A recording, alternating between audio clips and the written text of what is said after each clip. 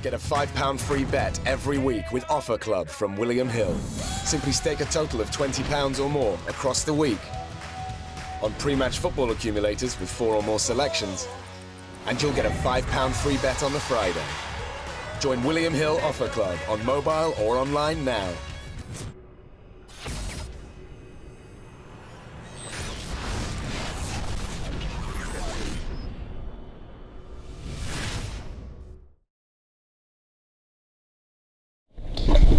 You're with John Molina Jr., the #1 junior welterweight contender. Will be taking on Terence Crawford on December 10th in Omaha.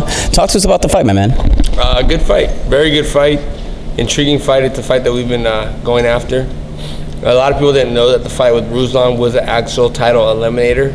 So, yes, I was next in line for Terence, whether it be now or when he was a mandatory. But it's a good fight, It just so happened that everything lined up the right way and this fight happened. So I commend Terence for taking the fight. I commend his team for taking the fight, and we're going to give the fans a hell of a treat December 10th.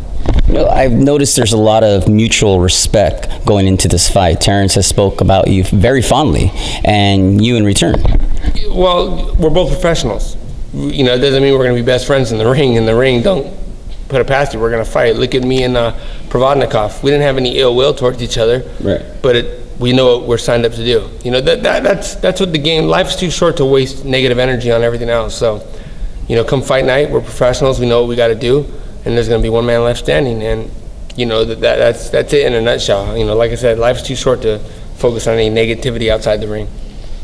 How do you remain positive with such a big fight looming just a few weeks away? Less than 2 weeks away. Who's counting? 10 days, yeah. 10 days, but who's counting? Really, it's what I do, man. It's what I do for a living. That's like asking a carpenter if he gets nervous before he builds some cabinets or something, you know what I mean? So, if I was nervous, every fighter gets nervous. If they tell you that they're not nervous, they're lying. But it's how you deal with it. I've been nervous since amateur days. That just tells you you're alive. But, you just deal with it like this is my job, this is what I do for a living, it's how I feed my family, and I take it very serious. Terence Crawford has faced different styles over the years. What makes your style any different? I don't think it's a style issue. I think it's just a heart and a will issue. I think that's what's the difference. And Terence is a unique talent himself. I mean, he's undefeated for good reason, and he's highly touted for good reason. He's the goods, and we're in this game to beat the goods. In order to be the best, you got to beat the best, and right now he's the best. And it's like a one-stop shop. I don't get one belt, I get 3 belts. I get the WBC, I get the WBO, and I get the Ring Magazine. And I get universally recognized as the #1 junior welterweight in the world. To me, it's a one-stop shop. And I like that. It's an opportunity that people don't always get, but I have it now. So I got to take advantage of it. This is your second world title shot. What goes through your mind knowing that you have to win these titles and get those titles around your waist? You don't think too much into the hype. If you do, you're going to allow yourself to get out of your head and out of the game plan. Each fight is a fight. It's exactly what it is, and each man is different. I don't look at the fight as more pressure as any other fight, because if you do that, then you start not becoming yourself. You don't start doing the game plan that my trainers, Shadid, Kamal, implemented and want me to put out in the ring. So you got to just stay grounded, stay focused. No matter what you do, the fight's going to happen. So there's no way of, we got one more day. It's another fight, another day in the office. You're a man that's known to be down on the scorecards at times, but then you have that equalizer, you have that power. Can that happen again against Terence Crawford? But let's not forget, you began to box against Provodnikov, like I mentioned before. We saw you a couple of weeks ago, something I hadn't seen in years, and you showed that you can fight on the inside, you can fight on the outside, you can utilize a jab, you can use some footwork, lateral movement. I was shocked that I was able to see John Molina Jr. actually box again, not just be the power puncher.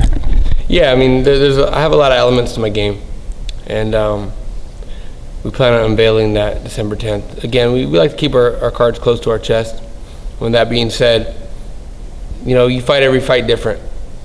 And Provodnikov was you said down on the scorecards. I really didn't see myself ever down on the scorecards in that fight. Well, not against Provocative. But yeah, I think in recent time I'm one of the most come from behind victors in recent times, and so yeah, I mean, a fight's a fight. Anything can happen, man. And I'll tell you what, I'm not going to Omaha to lose. That's for sure. Terence Crawford is known possibly to be pound for pound one of the best fighters in the world. What do you have to do to become the victor that night? Be myself. I gotta do what I've prepared to do, and that's win. There's no secret to hard work. With my strength and conditioning coach, Michael Galvez, we've put in the work. We've done the time. With my trainers, Shadid and Kamal, we've done the time. Shadid slapped the shit out of me on numerous occasions, and to make sure that I'm up for the task, up for the job, and I'm prepared, man. I'm excited about the fight. I'm very excited about the fight. It's going to be a hell of a fight. I think the fans are really going to treat December 10th in itself is going to be a great night for boxing. I think you have Anthony Joshua fighting that night. You have myself fighting that night. You have Arums fighting that night. You have JRoc. You have Charlo, which is another intriguing fight. I mean, the fans are going to have to use their DVR or have a split screen going, because those are a lot of fights you don't want to miss. And then you have the intriguing fight with myself. You may have some people writing off this fight, but then you have the people that really know boxing that are saying, that's a fight I want to watch. They have you as the underdog. How do you maintain that hunger through training? As the underdog? Wait a minute. Wait. Are you sure? You gotta check your typo again. Because me as an underdog, I think you're completely mistaken. But with that being said, my whole career, I've been an underdog. I've been a dog my whole career, and it doesn't bother me, man. I mean, come on. I think I went to Provodnikov's quote-unquote backyard with his promotional company, the Underdog, on his coming out party with Showtime, mind you, and did what I had to do. I went to Mickey Bay's hometown as the Underdog and did what I had to do. We'll keep it at that. I don't want to mention the other names, but we'll keep it at that. But with that being said, no, I mean, being the Underdog, that's just it in a nutshell. And I don't mind it, man. I'll fight anybody, anytime, anywhere. It don't matter. I'm in this game to fight. I'm not in this game to pick and choose. Bob Arum has plans for Terence Crawford. He says he wants the Manny Pacquiao sweepstakes. Are you here to ruin those plans? Yeah, it's funny you say that, but I'm pretty sure Provodnikov had plans for other fighters after as well. And I'm pretty sure Artie Palullo had other plans for... Matter of fact, I'm pretty sure Showtime had other plans for Provodnikov. But guess what?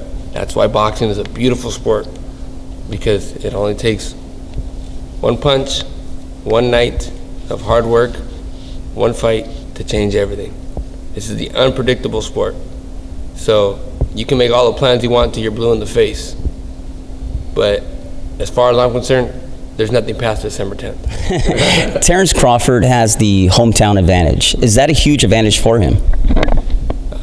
I mean, I would love to fight in my hometown, but I was out there in Omaha, and the fans, yes, they're Terence Crawford fans, and I've said it before, but they're boxing fans, and I can appreciate boxing fans. I don't blame them for being Terence Crawford fans. If we were fighting in LA, I guarantee you the house would be for me. So I don't mark the fans for that. I don't knock them for that. I'm glad they're there to get, the boxing was brought back to Omaha. I think that's a beautiful thing. So, no, I don't think it's an advantage or a disadvantage. It's all about you and him in the ring. The fans are not going to be in the ring fighting for him. And I think when I show up there that night and the fans get the treat of a hell of a fight, at the end of the day, they're going to respect the fact that they're a boxing town. They're not just Terence Crawford fans. A few weeks ago, we sat down with you with the Fight Guys, and you spoke about Adrian Broner, and you apologized to the fans about that outing, about that fight. You didn't quite open up in that fight. Are you going to bring it to the fans on December 10th against Terence Crawford? Like I said, each fight's different and unique in its own way. I can't say yes or no because this is my first time being in the ring with Terence Crawford. I don't want to say, oh, I'm gonna go out there and be way different than Adrian Broner. Of course, each fight is different. And I'm going to bring it that night. If you're asking if I'm going to bring it, yes, I'm going to bring it. We're prepared. We're prepared and we're ready for that fight. But, again, you can't even compare Terence Crawford and Adrian Broner. Every fighter is unique in their own way, and every fight's unique in its own way. But I'm excited about the fight with Terence Crawford.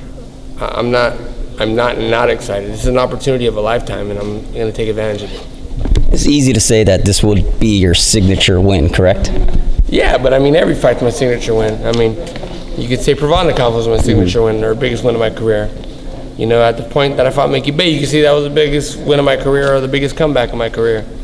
So, like I said, every fight is special in its own right. If you look at one fight specifically and think that one fight's better than the other, then you're sorely mistaken, and you're gonna cheat yourself. But this fight's important. This fight is extremely important to me, to my legacy, to what I set out to do in my career. It's very important. You know, I don't take it lightly. I do not take it lightly, and I'm excited, man. It's going to be a good Christmas. Let's talk about Cuellar Mares. How do you break down that fight? That's a good fight, man. That is a really good fight. You got, personally, people don't know, when Cuellar first came here from Argentina, he was, hold on one second. I'm good, I don't need that right now. I'm warm. When Cuellar first came here, me and him were actually rooming together, roommates. Really? And good guy. I gave him the nickname Small Soldier because he was a little dude, but he was a beast, man. He was a soldier. Literally, he was a soldier in the ring, and I seen him, and he came in, and I was impressed with his work ethic. Matter of fact, I would give him rides to the gym because we were together. We were rooming together, right next to each other. And then you got Abner Mares, who's done some very unique and special things in the sport. So, and I'm friends with both guys. You know, may the best man win. I don't want to tell you who I think's going to win because, again, I'm friends with both the guys, and I want the best for both of them.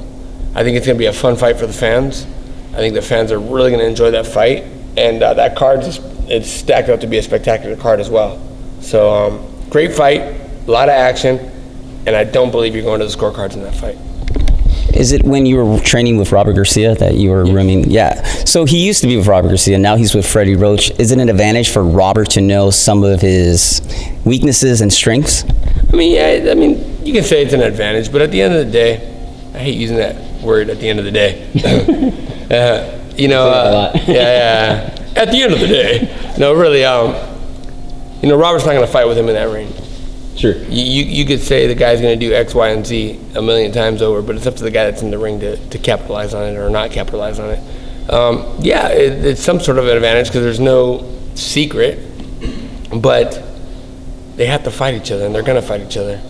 So if Abner and Robert are banking off the fact that they quote-unquote know Cuellar, they're going to be mistaken. I think they're too intelligent for that. They're not going to bank off that.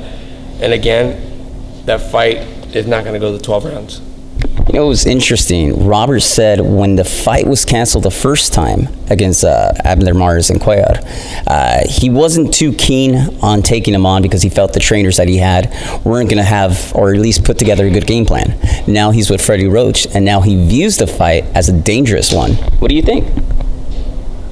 Robert is a smart guy. Yeah. I mean, he knows what he sees. He's been in the game. He's a world champion. He's had many of world champions.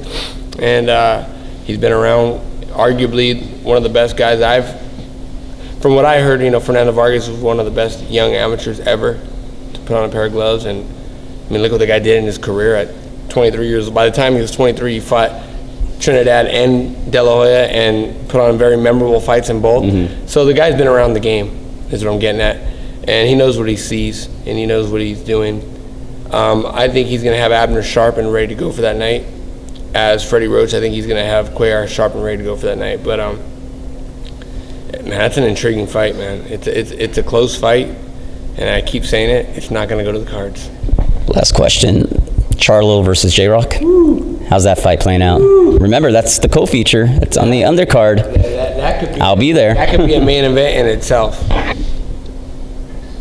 We're actually getting there early. I think to talk about your fight. I think there's going to be a crowning of a new champion that night, and that's not taking anything away from Charlo. I think Charlo, they can fight their tail off, but I think JRoc could fight as well. He's got a good trainer too, Stephen Edwards. Great trainer, great fighter, and I think he's ready. He's ready. There's a reason why this fight was made. No, I don't want to say there's a reason why the fight was made. it's a competitive fight. It's not an easy fight for both guys. But if I'm a betting man, I'm betting JRoc for the win. And I don't even know if that's an upset or not. I don't know if that's an upset, but a very, very competitive fight. Very good fight. I just think Julian, it's been a long time coming for him to be crowned a champion. It's an interesting fight. Interesting fight. And very close fight. But if I'm siding with one, I think JRoc's got it. I hope Charlo don't get mad at me for saying that, but you know, I think Julian's got it. I got a bonus question here. John, we all want to know what's going on with the glasses. Yeah, you and all the fans. I love it. You know, I think my wife, she gets a kick out of what the fans say on social media. Talking about, I think one guy says, you know, I don't like John Molina because of his sideburns or lack thereof. I don't like John Molina because of his glasses. They're white tiger, okay? They're not zebra. And no, man, I find the humor in it. You know, it's funny to see what people say, and it doesn't bother me one way or the other. Do I spend time and look at it? Yeah, but for the sheer fact of the humor, you know, and it's entertaining. It helps me get through those nights when we're in camp busting our tail, and I look at some of the comments of some of the couch quarterbacks, if you will, say from anything from Count Chocula to Alf to Gonzo to Sideburns to Andrew Dice Clay with my glasses. So it's funny, man. I enjoy it, but I didn't get them at Claire's. They're actually Spy. There it is. Any final words, John? Tune in December 10th, man. I know you guys have to pick and choose on which fight to see, but you're not going to want to miss this fight with me and Terence Crawford. He's a unique special champion, and I'm a unique special fighter in itself. So it's going to be a hell of a fight that night. Always a pleasure, John. Can't wait. Thank you. Thank you.